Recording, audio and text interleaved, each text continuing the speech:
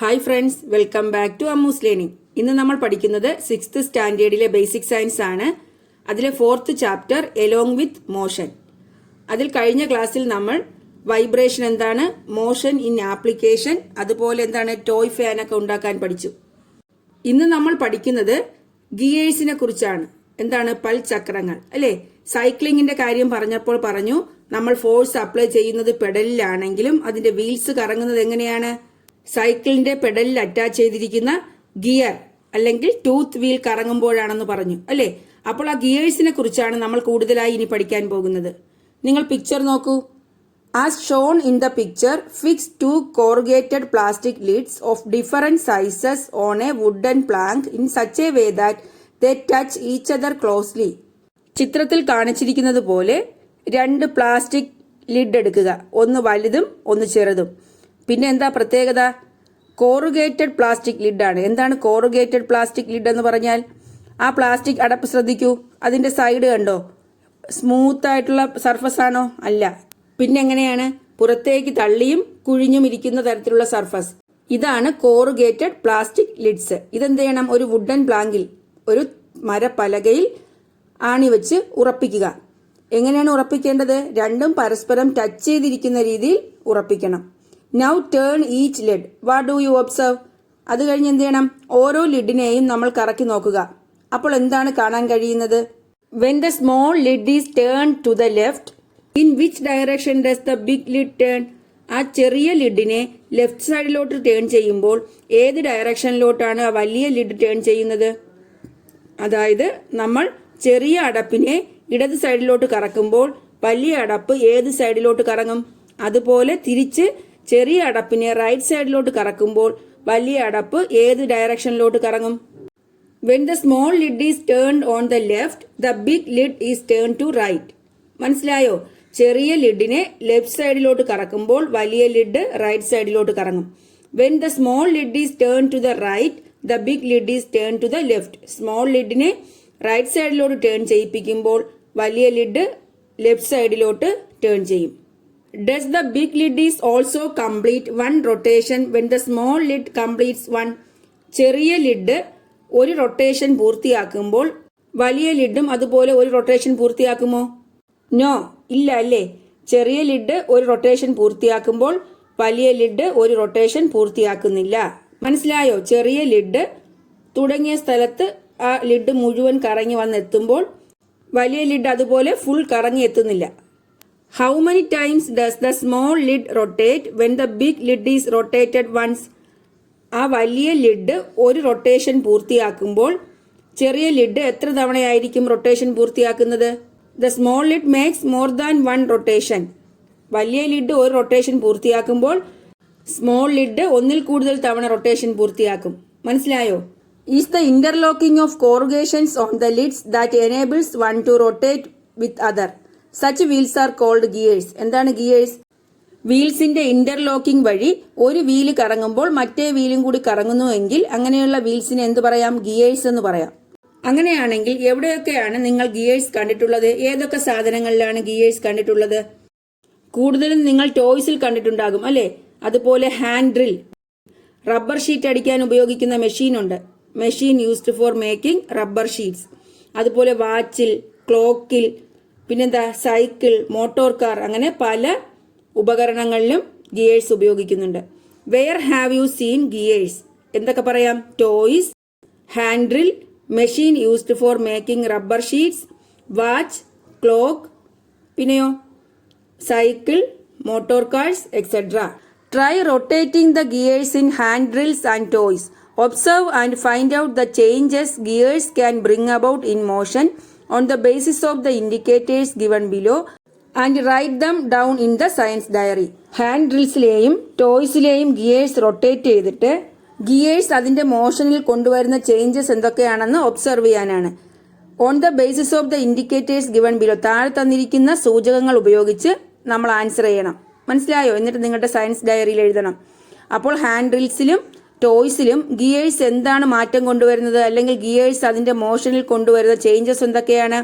Do they bring about change in the direction of motion? ആ മോഷന്റെ ഡയറക്ഷനിൽ change കൊണ്ടുവരുന്നുണ്ടോ? Yes. എന്താണ്? Gears bring about change in the direction of motion? അതുപോലെ do they bring about change in the speed of motion?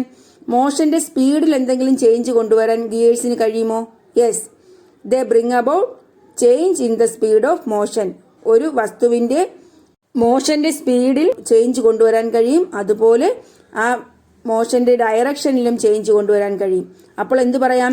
Gears can bring about changes in the direction and speed of motion of an object.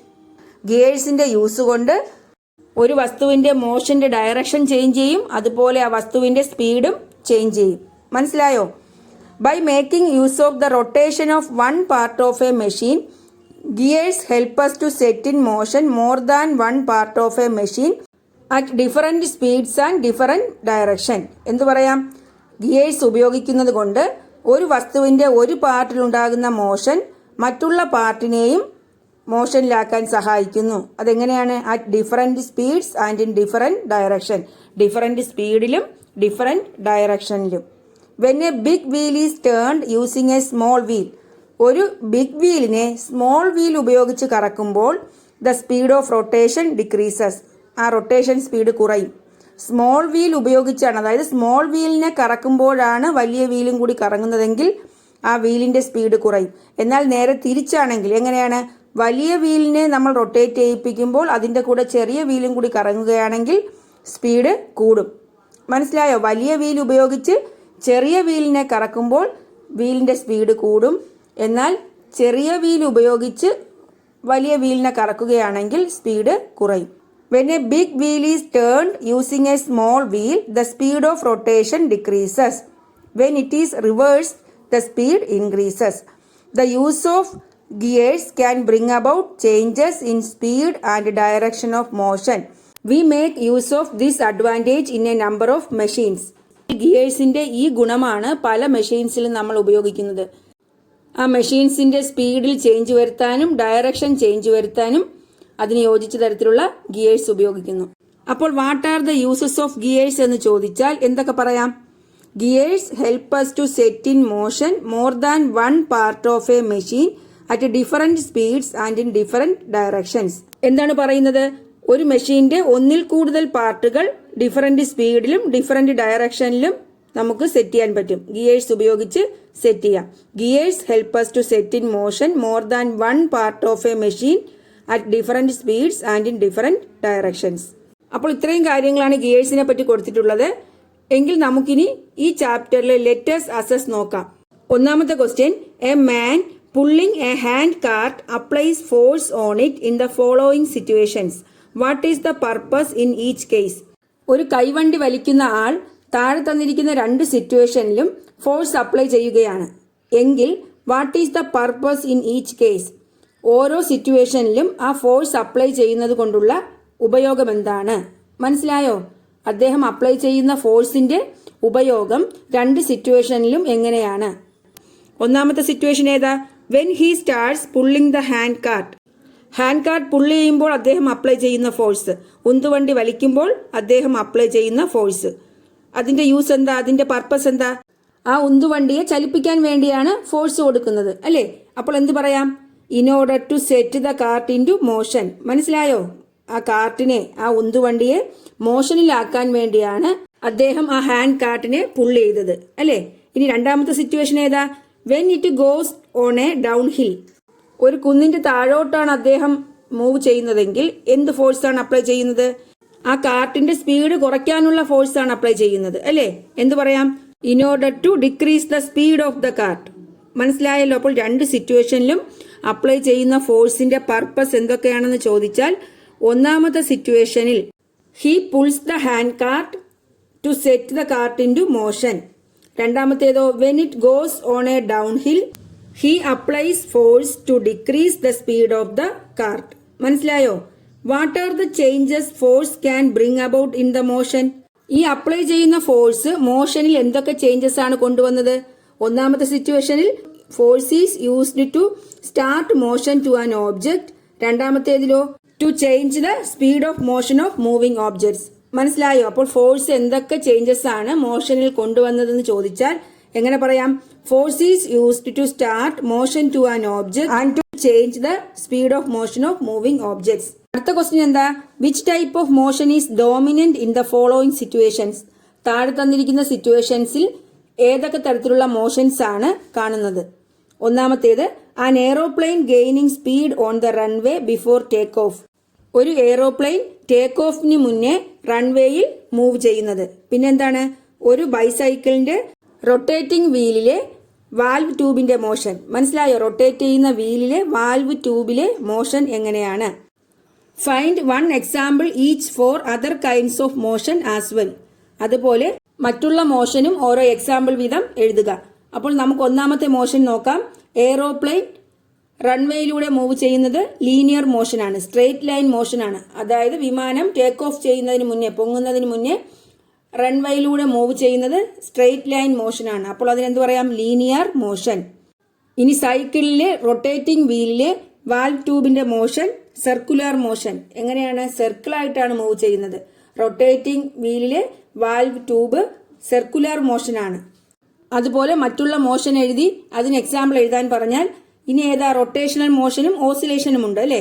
Rotation ഏതാ? Motion of the wheels of a sewing machine. ഒരു sewing machine, തയ്യൽ മെഷീനിലെ വീൽസിന്റെ motion എങ്ങനെയാണ്? Rotation ആണ്.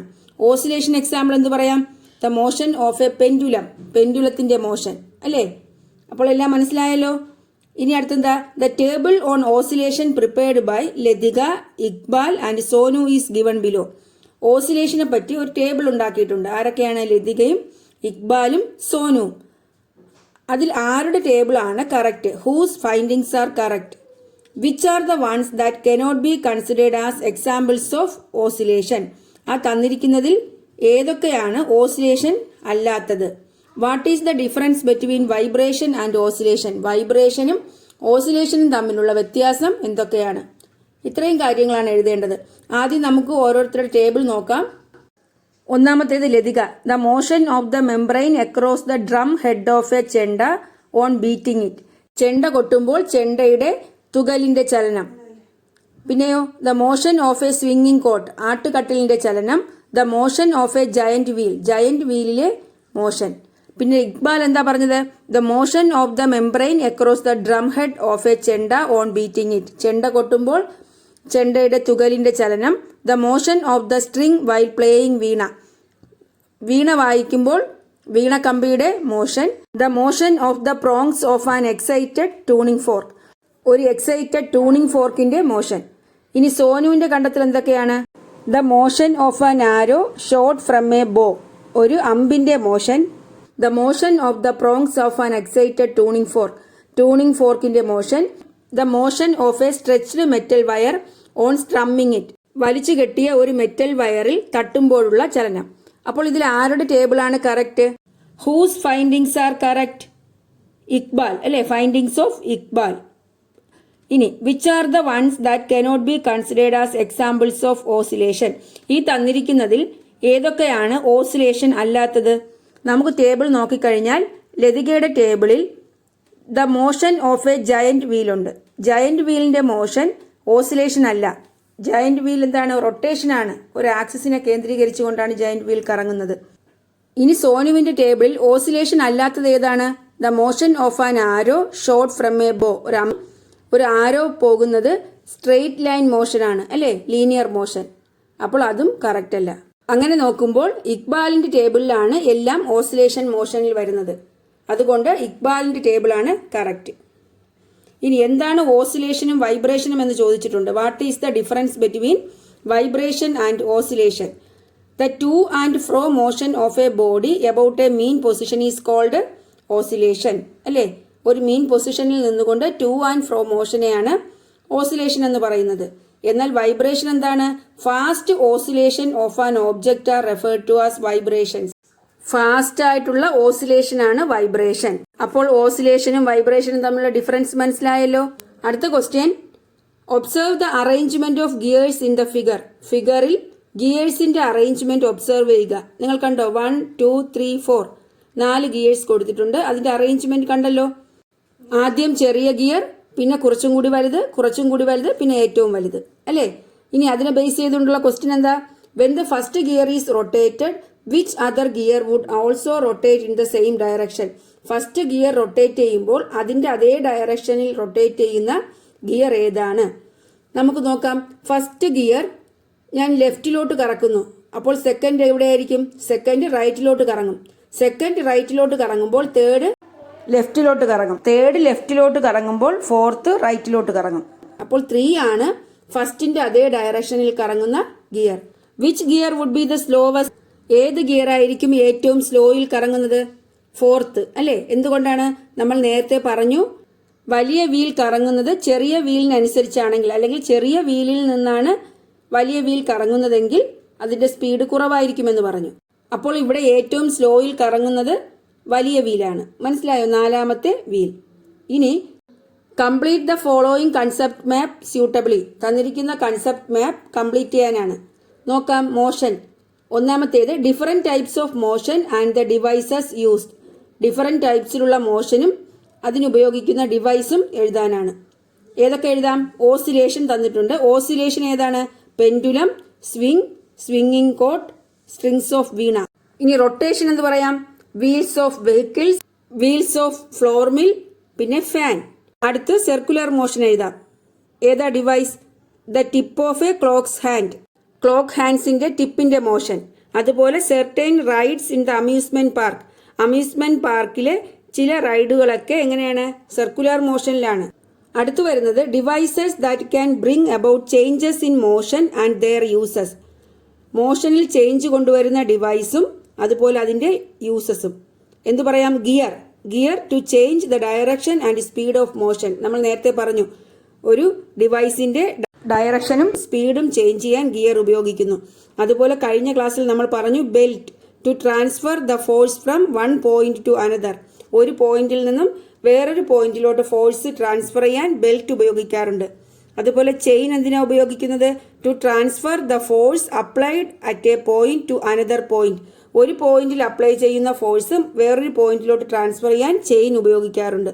കഴിഞ്ഞ ക്ലാസ്സിൽ നമ്മൾ ഫ്ലോർ മിൽ, സൈക്കിൾ ഇതൊക്കെ പറഞ്ഞപ്പോൾ പറഞ്ഞു ഒരു ഫോഴ്സ് അപ്ലൈ ചെയ്യുന്നത് വേറൊരു പാർട്ടിൽ എത്തുന്നത് എങ്ങനെയാണെന്ന്. അടുത്ത് changes in motion brought about by force. ഫോഴ്സിലൂടെ മോഷനിൽ എന്തൊക്കെ ചേഞ്ചസ് വരുത്താൻ കഴിയും? Changing the direction of the motion of a moving body. Move ചെയ്തുകൊണ്ടിരിക്കുന്ന ഒരു വസ്തുവിന്റെ മോഷന്റെ ഡയറക്ഷൻ ചേഞ്ച് ചെയ്യാൻ പറ്റും. To start motion to a body. ഒരു ബോഡിക്ക് മോഷൻ ഉണ്ടാക്കാൻ കഴിയും. അതുപോലെ to bring the motion of a body to rest. മോഷനിലായിരിക്കുന്ന ഒരു ബോഡിയെ റെസ്റ്റിലോട്ട് കൊണ്ടുവരാൻ കഴിയും. To change the speed of motion of a moving body.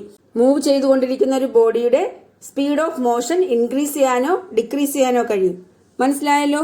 അപ്പോൾ ഇത്രയും കാര്യങ്ങളാണ് ഫോഴ്സിലൂടെ മോഷനിൽ വരുത്താവുന്ന ചേഞ്ചസ്. അപ്പോൾ ഇത്രയുമാണ് നമുക്ക് ഈ ചാപ്റ്ററിൽ പഠിക്കാനുള്ളത്. ഗിയേഴ്സിൽ നിന്നും എക്സാമിന് പല രീതിയിൽ ക്വസ്റ്റ്യൻ ചോദിക്കാറുണ്ട്. അത് ഇമ്പോർട്ടൻ്റ് ആണ്. അപ്പോൾ ഈ ചാപ്റ്റർ കംപ്ലീറ്റ് ആയി.